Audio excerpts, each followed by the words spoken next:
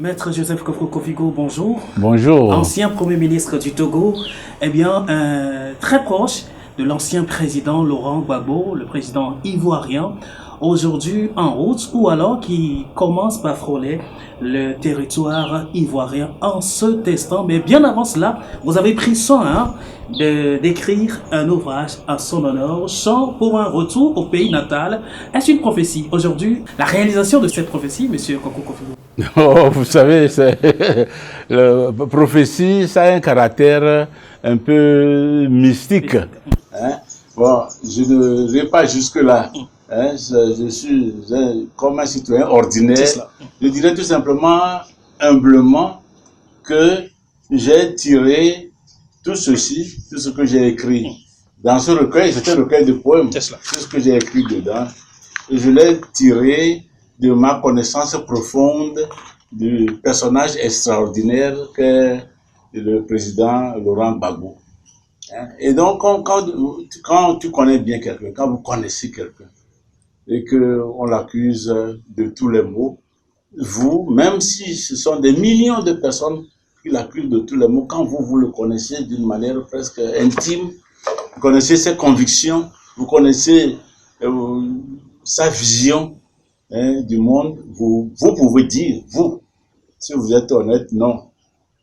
Ce qu'on dit de cet homme-là, ou de cette femme-là, ou de cette personne-là, ça ne lui ressemble pas. Parce que l'homme que je connais ne peut pas faire ce qu'on lui reproche. Voilà, c'est tout.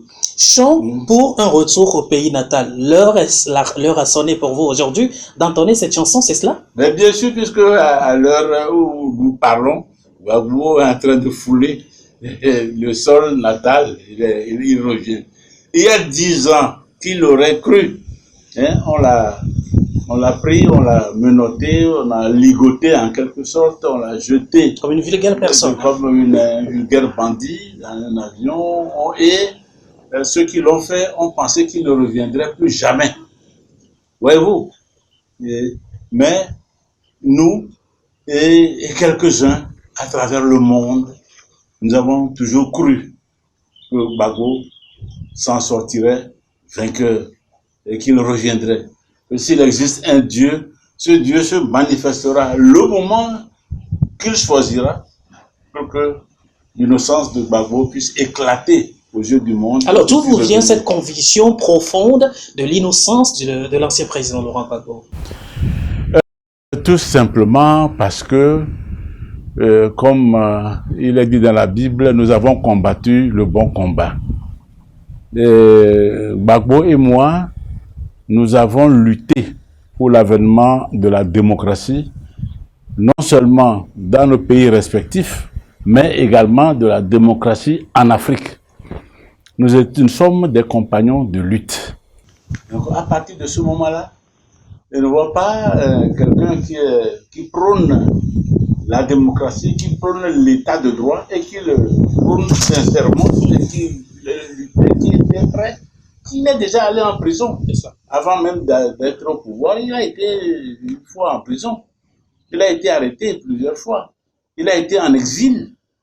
Quelqu'un qui a mené cette lutte, je ne le vois pas en train de comploter contre... Pendant tout ce temps, vous croyez en lui? Mais bien sûr, je ne le vois pas en train de comploter contre sa population, en train d'organiser des machinations pour qu'on aille massacrer des gens de telle ethnie ou de tel bord, etc. Tout cela, ça me paraissait tellement absurde concernant Laurent Gbagbo. Et évidemment, bon, maintenant, l'histoire et le procès nous donnent raison que c'est un innocent qu'on torturait inutilement. Donc ma conviction vient de là. Je connais. Ce n'est pas une conviction naïve. Bon, non, pas du tout. Gbagbo est un homme comme tout le monde il peut commettre des fautes. Mais ce qu'on lui reproche, ces crimes abominables qu'on lui reproche, moi je savais que Gbagbo n'a pas commis ces crimes-là. Voilà. Maître Kofigo, que deviendrait le chant pour un retour au pays natal si Laurent Gbagbo ne revenait pas en Côte d'Ivoire? Moi, je n'ai jamais envisagé ce que vous dites. Pour moi, il reviendra un jour. Et ce jour est arrivé. Voilà. Vous n'avez pas seulement envisagé un hommage au retour de Laurent Gbagbo, mais aussi à sa mère, vous l'avez dit, elle s'en est allée. Eh bien, vous avez aujourd'hui un graissement de cœur par rapport à la non-assistance à ce retour triomphal de Laurent Gbagbo de la part de sa maman?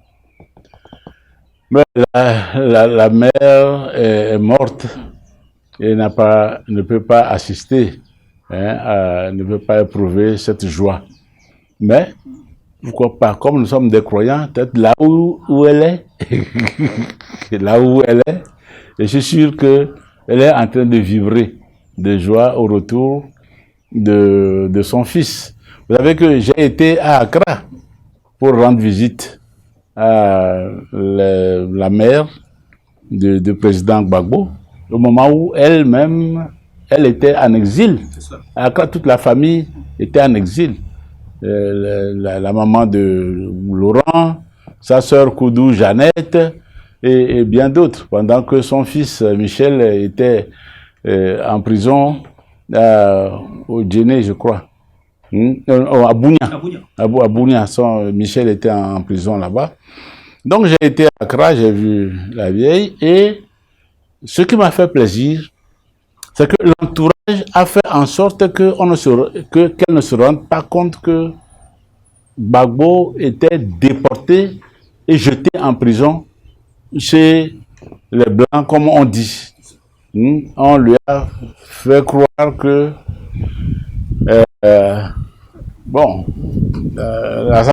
Alassane Ouattara a amené des gens pour bombarder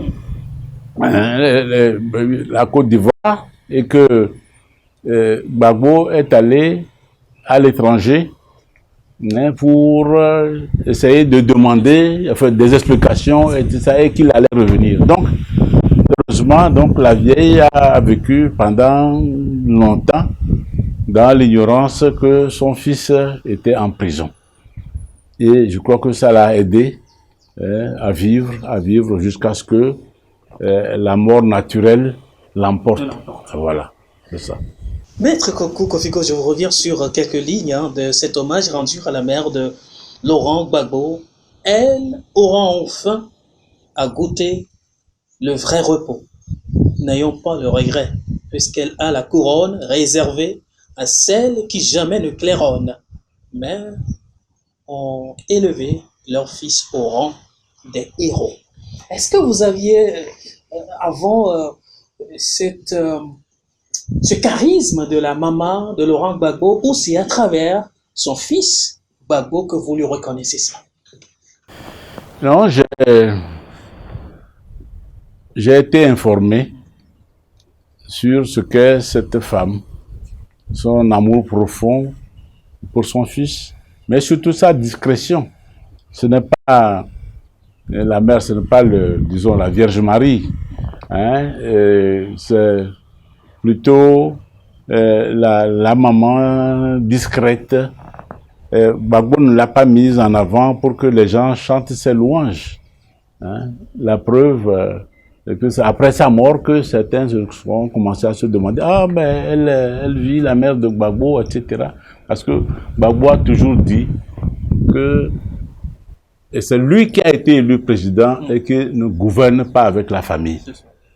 Vous voyez? Il ne gouverne pas avec la famille, c'est lui qui a été élu président.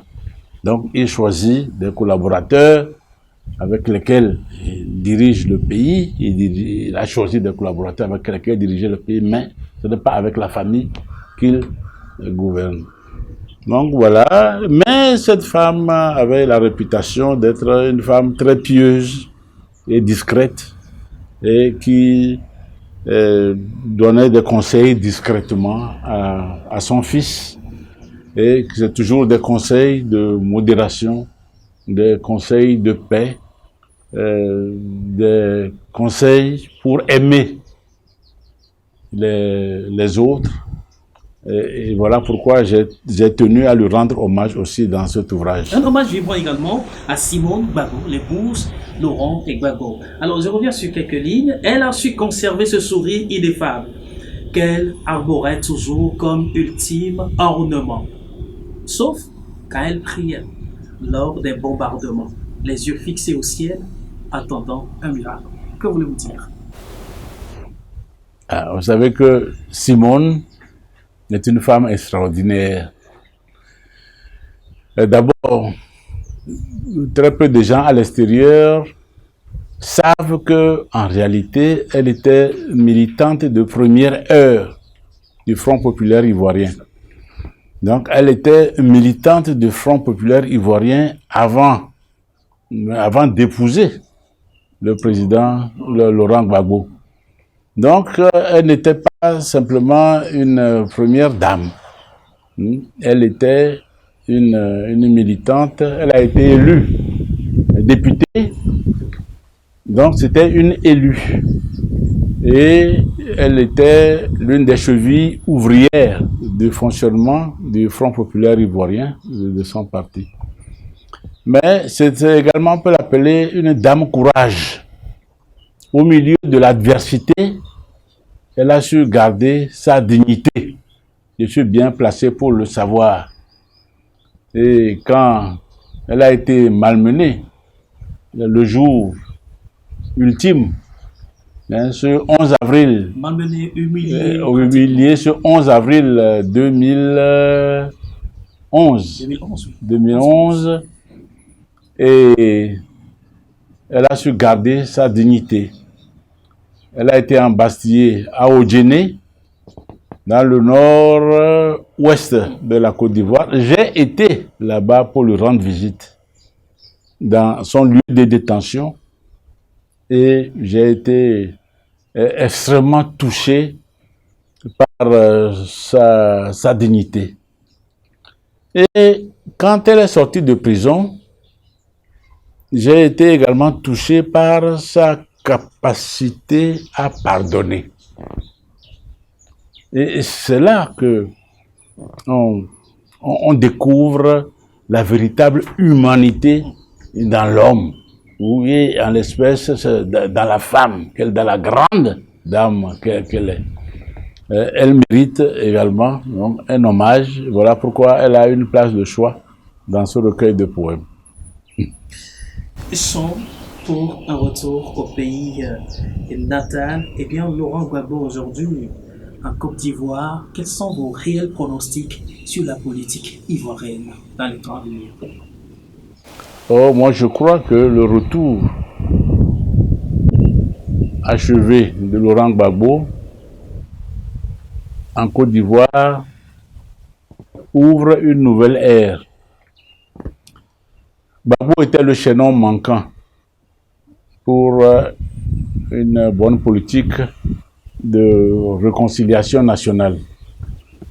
Et je crois savoir que les autorités ivoiriennes ont souhaité tout au long des années que la réconciliation intervienne en Côte d'Ivoire. Ils ont maintenant l'occasion de réaliser ce rêve, s'il est sincère, justement en utilisant les atouts, ou l'atout que constitue Laurent Gbagbo pour cette réconciliation nationale. Vous croyez à une réconciliation nationale? Et lorsqu'on voit un peu l'ambiance qui règne déjà avant même le retour de Laurent Gbagbo à Côte d'Ivoire, une réconciliation nationale vous paraît patente? Mais elle est possible. Pourquoi elle serait impossible?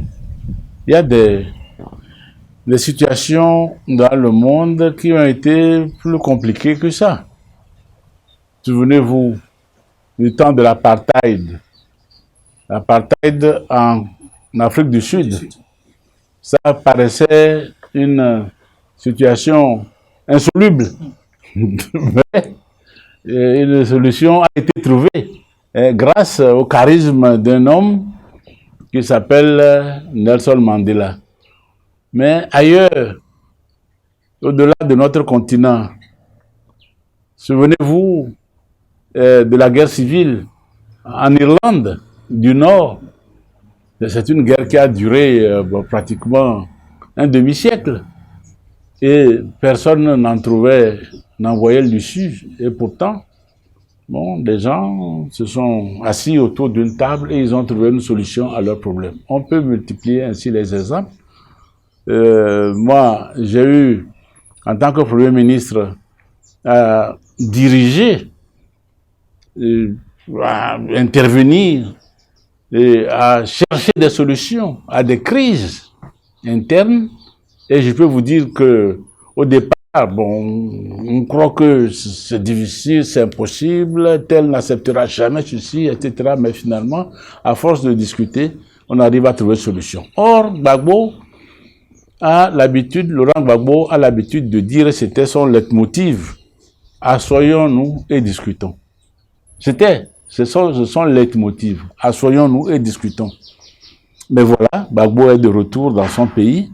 Eh bien, je crois que avec sa contribution, les Ivoiriens, il y a tellement de gens remarquables dans ce pays, des cadres à n'en plus finir, des gens d'une intelligence inouïe. Mais les Ivoiriens peuvent, et ils aiment d'ailleurs passionnément leur pays, ils vont pouvoir s'asseoir et discuter et trouver les solutions nécessaires pour apaiser définitivement leur pays. L'affaire Gbagbo sur le continent africain, quelles leçons retenir dans l'ensemble de la politique africaine? D'abord, c'est une honte que l'Union africaine ait tergiversé et laissé bombarder la résidence de Laurent Gbagbo pour une question de crise post-électorale. Lorsque des querelles, même graves, naissent à la suite des élections, eh bien, il faut pousser les différents protagonistes à s'asseoir et à discuter et à trouver une solution. Dans le cas d'espèce, Gbagbo avait dit il faut recompter les voix. Si l'Union africaine avait encouragé la réalisation de cette proposition, on n'en serait pas là. Ça aurait clarifié les choses dès le départ. Donc je dis c'est une honte, et c'est une honte aussi de laisser Nicolas Sarkozy jouer un rôle aussi important dans cette crise. Il voulait la tête de Gbagbo, il a failli l'avoir. Hein, puisque c'est lui qui a poussé très très fort au Conseil de sécurité pour voter des résolutions, et ils se sont appuyés, ils ont interprété à leur manière les résolutions pour lâcher des bombes sur la résidence de Laurent Gbagbo. C'est une honte aussi que cette déportation de Korogo à La Haye, et c'est une honte aussi, différentes phases du procès où on constatait que le dossier était vide, mais on demandait au procureur d'aller encore fouiller, de rechercher des preuves. Ce qu'on nous a appris en droit, dans les facultés de droit, et que nous avons appliqué au barreau, dans les prétoires, c'est que lorsque on amène au juge un accusé et un prévenu, et que le dossier est vide, le juge devrait accepter de mettre la personne en liberté en attendant que le procureur revoie sa copie. Ici, on constate que le dossier est vide, mais on maintient la personne dans les liens de la détention. La mise en liberté provisoire rejetée. Mais finalement, eh bien, tout est bien qui finit bien. Les mêmes juges ont déclaré que Gbagbo est innocent après avoir écouté tous les témoignages, fouillé tous les papiers. Les mêmes juges en appel, après avoir revu l'ensemble du dossier, ont déclaré que Gbagbo est innocent. Oh, quel enseignement, quel autre enseignement? Eh bien, ça va peut-être vous étonner que je vous le dise, mais l'affaire Gbagbo démontre aussi, pour ceux qui sont encore réticents à le croire, ça démontre que Dieu existe et qu'il n'aime pas l'injustice. Merci, Maître Kakou Kofigo. Eh bien, je termine cet entretien avec ces premières lignes de votre recueil de poèmes, Chant pour un retour au pays natal. Il a pu échapper à des bombes, à des tonnes de bombes, déjouer le complot ficelé par un monde qui l'avait affublé de tous les noms d'oiseaux et l'a embastillé longtemps sous les barreaux. Dès l'entame, il clama: on ira jusqu'au bout. Puis, il a réussi à préparer tous les coups qu'on lui portait sans gants et les faux témoignages et usages de faux jetés sur son visage. Le tout auditionné se ramène à zéro. Du côté des acteurs qui accusaient Gbagbo, l'opinion retournée a compris leur manière, leur ménage, et ce noir prisonnier sort plus blanc que la neige. Il rentrera chez lui pour porter un message, préparer le chemin pour un nouveau voyage qui conduise à la paix et rende à la nation ce qu'elle cherche en vain, la réconciliation. Et voici les sorciers dans leurs petits souliers, tous ceux qui s'amusaient à vouloir oublier qu'il existe un seul Dieu qui voit un tout et qui veille, comprennent qu'il prodigue encore des merveilles. Gloire à toi, mon Seigneur. Tu as su nous guider à discerner le vrai pour ne jamais douter. À tous ceux qui ont cru que la foi nous délivre, tu apportes la joie. Gbagbo est enfin libre. Merci, Maître Koko Kofi-Go. Je rappelle, vous êtes l'ancien Premier ministre du Togo, un très proche de Laurent Gbagbo. Vous avez consacré un temps, d'ailleurs, à faire le distinguo entre cet homme, le vrai, et le faux. Merci de nous avoir reçus chez vous. Je vous remercie. Les jours qui arrivent seront des jours nouveaux. Préparez le chemin des villes et campagnes à Gagnoa pour apprêter les seaux. Après tant de disettes, on a droit au champagne.